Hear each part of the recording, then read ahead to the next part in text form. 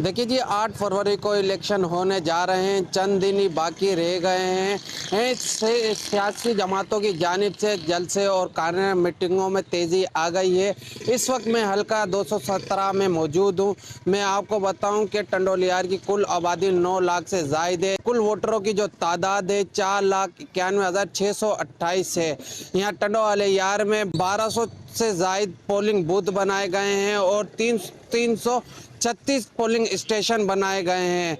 टंडोलियार में एक कौमी और दो सूबाई असेंबली पर इलेक्शन 8 फरवरी को होने हैं। मान लेते हैं NA 217 की आवाम से कि वो 8 फरवरी को किस उम्मीदवार को वोट देंगे। हम चेंज चाहते हैं। जागीरदार वडेरा हुक्मरान जो करप्ट लोग हैं, इस शेर को खा गए, इस शेर के साथ जो जुल्म किया, अब हम लोग नया चाहते हैं। पीपल्स पार्टी से छुटकारा चाहते हैं। कोई भी आए, नया आए, चेंज चाहते हैं हम। आए इस शेर की बका के लिए, शेर के लोगों के लिए काम करें। जी, ये 8 फरवरी को जो इलेक्शन होने वाले हैं, इसमें वैसे वोट तो जो है पीपल्स पार्टी का और किसी भी जमात ने कोई ऐसा टंडोलियार में काम नहीं किया है, लेकिन अब की बार जो है राइला मंगसी को आजमाने का है और राइला मंगसी को हमारा वोट जाएगा। 8 फरवरी को इंशाल्लाह वोट जो है तारे पे और खान का है, या का नबुदु व या का नस्ताइन।